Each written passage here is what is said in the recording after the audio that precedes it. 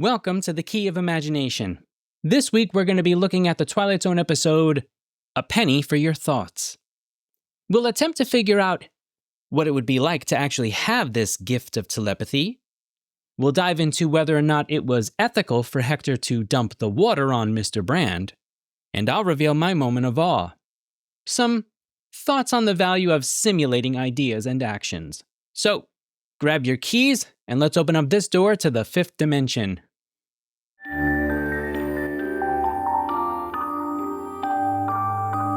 You unlock this door with the key of imagination. Hector B. Poole, on a day just like any other, casually flips a quarter into the cash box of the local newspaper man so that he can read all about the news of the day. However, on this day, Mr. Poole will get a lot more for his money. It just so happens that the quarter lands on its edge and remains standing. Quite the statistical phenomenon.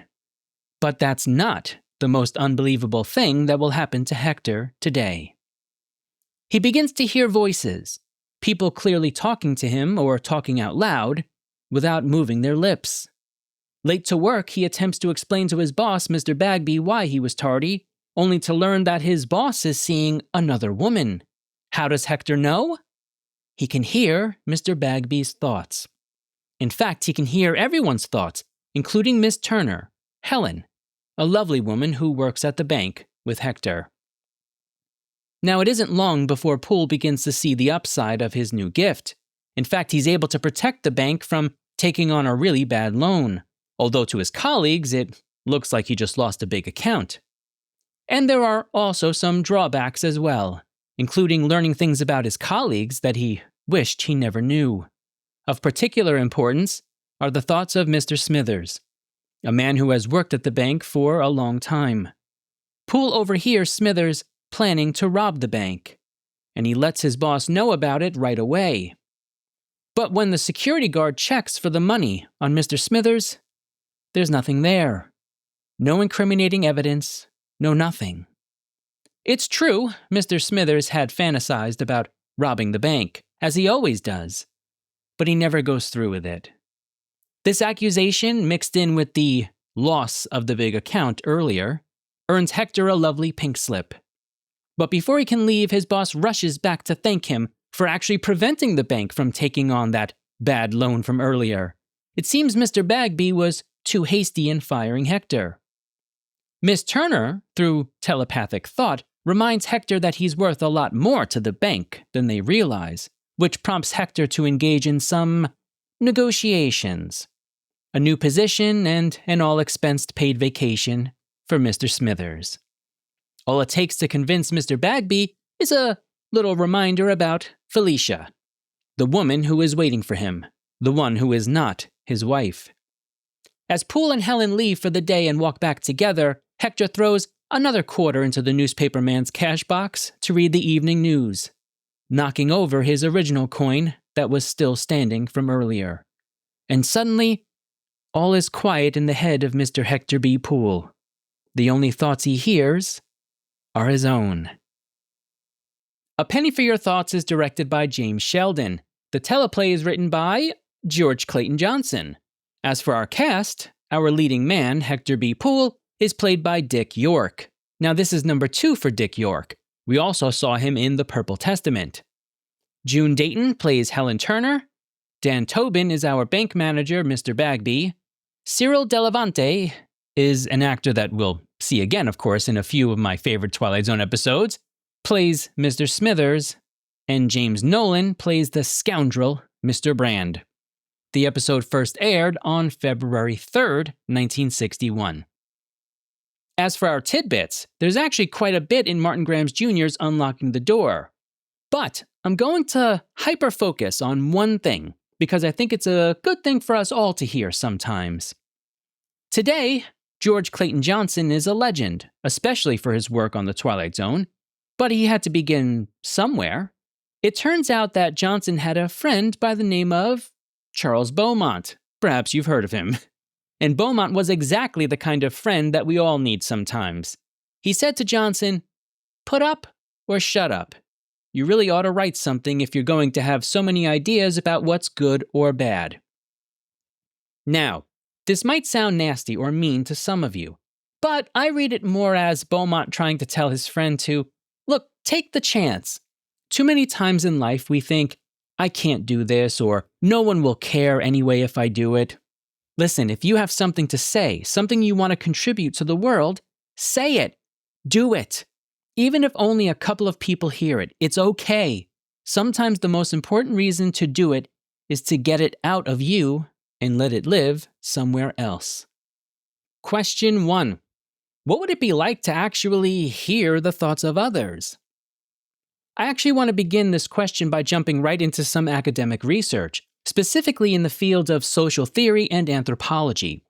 What I'm about to read is a snippet from an interesting book that I remember reading a long time ago by Murray Leaf and Dwight Reed titled Human Thought and Social Organization. In Chapter 4, they talk about idea systems, or ways that ideas and definitions interact with each other. Now granted, what I'm about to read will probably sound a bit like gobbledygook until we contextualize it a bit more. But as I tell my students, if you stay with me, I'll get you to the end, I promise. So here is what Leaf and Reed have to say about idea systems. As idea systems, their most basic form is as sets of interrelated ideas. Clearly defined ideas are created only through articulation with other ideas. A definition of one idea stipulates its formal linkage to other ideas. Definitions link up into systems of definitions. The process of using such systems to form the actual relationships we observe through behavior reaffirms the idea systems, reasserts them, and sanctions adherence to them. Okay, so what does that mean? Well, actually, in some ways, what we're doing right now as a community is an example of what they're talking about in the block quotation. You know what? Let's go from the abstract to the practical. If I were to create an extreme close-up, come on, Joe, close-up, that's the stuff, okay. And I were to point to the screen and say, there's a man on the wing of the plane. What is your immediate thought? I mean, besides, Joe, you're an idiot. After that, I bet you're thinking, I get it. He's talking about the Twilight Zone episode Nightmare at 20,000 Feet. A classic. Perfect. Now, simulate this for a moment with me. Pretend you've either never seen that Twilight Zone episode, or you've never even seen the Twilight Zone at all. What would me saying, there's a man on the wing of the plane, mean to you? Absolutely nothing. But because we love the Twilight Zone and presumably a good Bill Shatner reference to the Twilight Zone, by me saying the line, I'm actually strengthening and reasserting its importance as an idea or shared communal reference. The more we use ideas, the more we strengthen them and codify them within our respective communities. And that scales all the way from our small families, to towns, to cities, states, countries, and even the world. Whoa. Okay, I can read your mind now. Joe, what does this have to do with our episode? Fair enough. Let's connect this. At the heart of this episode is a fascinating interplay between internal and external worlds, particularly how the internal structure of our minds does not always translate well to the external world. Let's get an example from the episode on the board. Mr. Smithers and his dream of robbing the bank. Now, I have to admit, I've always loved this storyline in the episode. I think without it, the premise is not nearly as strong. So, an immediate question that we might ask is, why does Mr. Smithers have this recurring thought or fantasy of robbing the bank? In some ways, it comes back to what we talked about earlier, the establishment and strengthening of systems of ideas. He tells Poole that he often dreams of robbing the bank and going somewhere, where I'm not a little man with no future and no past. You see, in the external world, Smithers has no real agency, no power, no easy way to create an existence where he is someone who is dangerous, a man who takes what he wants when he wants it, and should not be trifled with. Because in the external world, we as a society have decided to reinforce the idea that people who are dangerous and take what they want when they want it are actually not all that enjoyable to be around. But in his mind, Smithers doesn't have to worry about that. He controls the definitions of what dangerous and daring actually mean. A perfect example of this is when he tells Poole about the places he would like to go with the money if he ever went through with it. He says, "I don't always plan on Bermuda, though. Sometimes it's Siam, Fiji, beautiful exotic places where there are no books to keep." He keeps them to himself because he doesn't want others to push back on his world, on his system of ideas. So, what would it be like to actually have this gift? If you concentrate hard enough, you'll find that you too likely have entire systems of ideas, structures, opinions, and even definitions of various things that you keep to yourself, because deep down you might realize that they won't really make sense to others, but they are important structures for how you interact with the world around you. And so they aren't trivial things. But if others could hear those systems, those structures, these personal definitions, they likely wouldn't understand because they lack your roadmap, your legend for how you interpret and translate your structures against those that have been codified by outside communities and larger societies. You know, one of the things about this episode that really made me laugh a bit as I watched it this time around is how clearly everyone thinks. Beautifully, full, flowing sentences as if we're surrounded by a bunch of Ellisons and Fitzgeralds out there. Please, look. It's just us. Let's be human for a moment. There are times when I think something and then I have to double think for a second and go, what was the point of that thought? What was I trying to say? If all of you out there could actually hear my thoughts, you'd probably think, pizza, pizza, pizza, I love pizza, good meat, crust, extra cheese, yes! I guess you'd probably think, yeah, that sounds about right for him. Question 2. Is there an ethical responsibility to use or not use the information you learn through your gift of telepathy? Let's dive into an example from the episode for this question first, and then we'll work our way toward a better understanding of our ethical predicament. Now, at one point in the episode, Hector thanks Helen for her kind thoughts, which is, of course, an odd thing to her because, she never said anything to Hector directly out loud.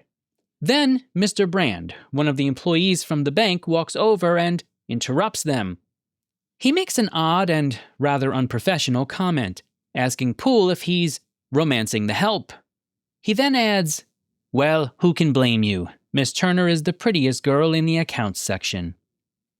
Now, even adjusting for different time periods, I think this is an inappropriate conversation for the workplace that does nothing but puts both Helen and Hector in an awkward position. But you know what? Let's grant Brand some good faith for a moment, just for a moment, for the sake of our conversation. Let's take his comment as a compliment with the intention of making Helen feel good about herself. Again, stay with me. It'll make sense in a moment why we're doing it this way. Brand unleashes this compliment into the external world, and he makes sure that both Helen and Hector clearly hear it. In doing so, he's able to control the external perceptions of his character. He's a good guy, he's complimentary of others, etc. Hector, of course, can hear the simultaneous internal monologue that Brand is building within his mind. And it is, in essence, not only unflattering of Helen, but crude. Of course, Brand keeps those thoughts to himself. He recognizes that these thoughts are not appropriate for the external world, but not because they are stupid and unkind. Rather, it's because they would dent the false face that he wears around the office. We now have these two worlds of Mr. Brand. The external, polite, albeit still inappropriate version, and the internal version, who doesn't really seem to see Helen as anything other than just another physical representation of a woman. Here is where we enter into the realm of actual ethical philosophy. What is the appropriate use of information here if you're Poole? When you consider especially that in all fairness, Brand never meant for those thoughts to come out to the external world. Are you starting to see the philosophical/ethical problem here? So how do we figure this out?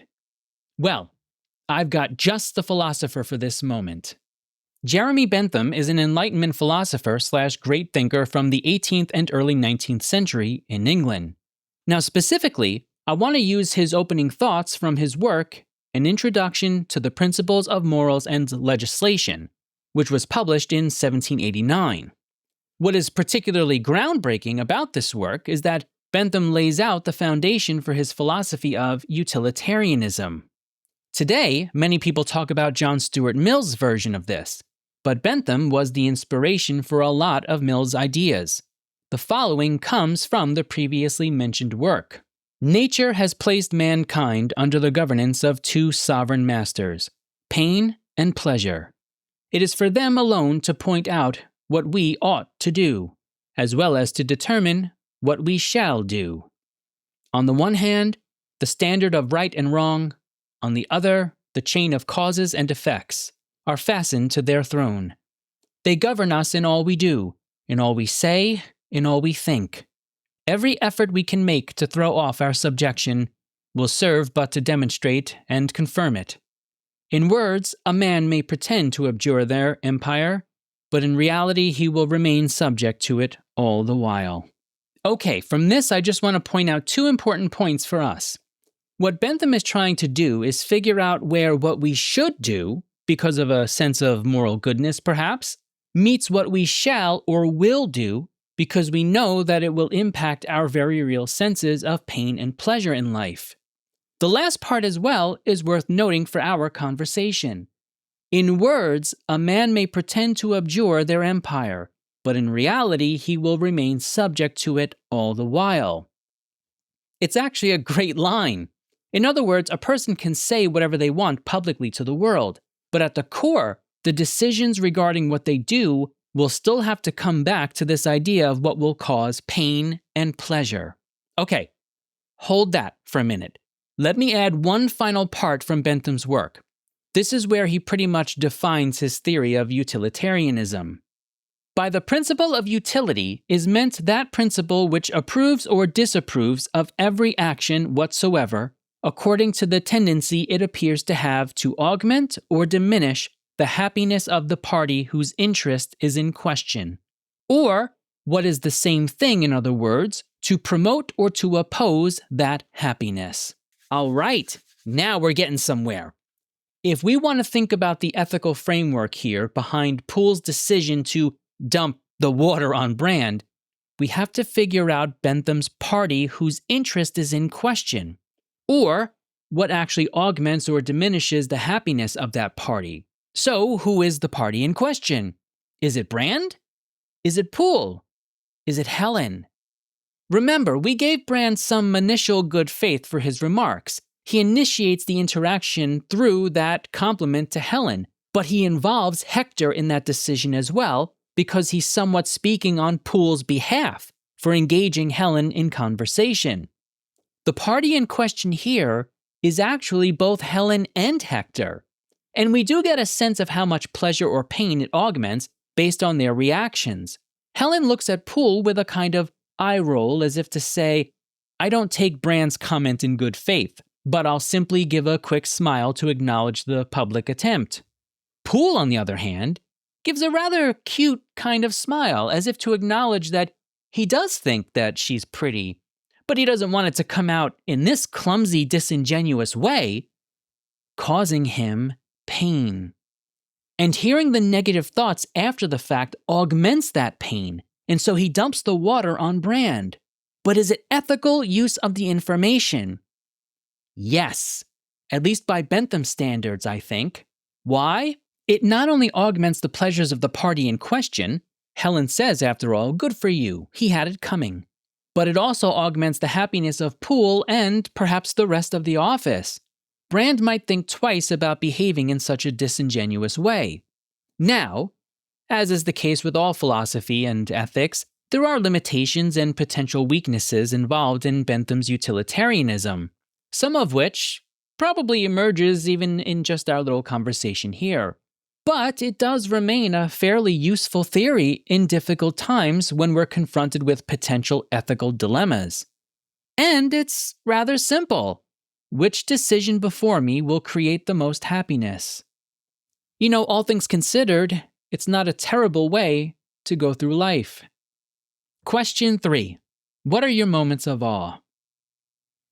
My moment of awe has to do with thinking a little bit more deeply about Mr. Smithers. As I mentioned in question 1, I've always loved this character, his honesty, his willingness to explain to Poole that he enjoys simulating this fantasy of robbing the bank and running off to Siam or Fiji. Simulating these kinds of things in our minds can be quite healthy for us. English mathematician and philosopher Alfred North Whitehead is often credited with the common phrase, "The purpose of thinking is to let the ideas die instead of us dying." Now, I have to admit, I do like this little phrase even if Whitehead didn't say it directly, I think. For whatever reason, I've been using this idea, this phrase, "let's simulate this," a lot with friends and colleagues and even students. The idea being that we can play out a potential decision or idea, and if it doesn't work, we can simply walk away from it with little loss of actual human currency other than the time it takes to do the simulation. We sometimes get a bit lost in the idea that there is only the reality of the external world and the fake world that we create in our minds. However, it's just not that simple. Have you ever referenced a bad memory in your mind and then actually felt badly in your body? That internal fake world has suddenly had a very real impact on the real one, hasn't it? I think I like Smithers so much because there's something about the sweet happiness within him when he talks to Poole about enjoying his fantasy of robbing the bank. It's enough for him to keep that in his mind. He actually uses them to better his relationship with the external world as well. The hard part is knowing what should stay in the mind and what needs to be made external. When does the fantasy become unhealthy obsession, and then in its last legs, violent resentment? If I had the answer for you, I would reveal it. The best that I can do is say, when your simulations no longer make you a better version of yourself to the external world, it's probably time to figure out what it is that you actually desire. And it's not usually an actual object. It's usually a human concept, a feeling of being loved, respected, heard. If you're starting to feel a creeping resentment in your fantasies, it's probably time to stop simulating life and to actually start living it. As for my rating, I'm going to give this one a middle tier. I like the premise. I like the acting. The ending comes on a bit abruptly for me and leaves me with a bit of a "this has to come to an end soon" kind of feeling, but I'm always entertained by it, and I would likely not leave the room to get a snack if it came on during the marathon. But I might, if it's the right snack. You know what I mean?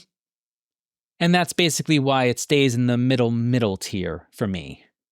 Next time, we'll be taking a look at 22, and here are your questions to consider when watching the episode. Question 1. Is this a story of horror or triumph? Question 2. How are we supposed to read the doctor in this? And question 3. What are your moments of awe? I've got a couple of comments from the YouTube channel that I'd like to highlight. The first one comes from Edward Bliss 8931 on my A Passage for Trumpet episode. Edward writes, "On most Twilight Zone episodes, you can always recognize the actor that went on to make appearances on TV and movies. But I would have never guessed that the guy who played Gabe was also Kevin Uxbridge in that Star Trek Next Generation episode." I love when you all out there find these cool little connections. Keep them coming. Now, I had not made this connection myself, but I also have to admit that it's been a while since I've actually seen The Next Generation. My wife and I just finished up her first watch of the original Star Trek series, so we might check that series out at some point, and I'll make sure to look for this reference. Thanks, Edward. Friend of the show, Anthony from over at Fever Dreamland Theater, a fantastic channel by the way with great Twilight Zone reviews, night gallery reviews, and horror flicks, had the following to say about the Whole Truth episode. Fantastic review and analysis, Joe. Your rating here is very fair. I think hearing you thoroughly break this one down is actually quite helpful, because there's deeper aspects here that get a bit muddied along the way. And no, that's not just due to it being shot on a rather rough-looking video. I feel like this one was maybe one more pass from being another great entry from Serling. Anthony, I think you're right. There is something about this episode, almost like an opportunity was missed that could have really been good. It might be because the script was modeled off of the failed Mr. Beavis show, but I almost feel like Serling should have just pocketed this one and came back to it. There was some meat on this bone. I wonder if Serling felt that way himself after he saw the final product. As always, appreciate you stopping by. If you enjoyed the show and want to support our mission, potentially get some extra content, and give money to not one, but two great charities all in one, consider joining our membership tiers on YouTube or on Patreon. 50% of every dollar taken through this show after the platform fees is going to charity. 25% to the Rod Serling Memorial Foundation and 25% to the Gary Sinise Foundation. That means every gift, super chat, thank you, and membership will help us get closer to our goal of leaving a legacy of giving that Rod Serling himself would be proud of. Plus, we're trying to preserve a way of life for future fans of Serling's work, especially the Twilight Zone. To learn more about me, our mission, why we're doing it, and how we can help, head to thekeyofImagination.com. But please keep in mind, if you watch, like, comment, thumbs up, subscribe, and share the show with a friend, you're also doing your part to support this mission, and I'm grateful for it. That being said, even if you hated every minute of this, I'm still going to thank you for spending some time with me. Until next time, remember, all doors are open to those who possess the key of imagination.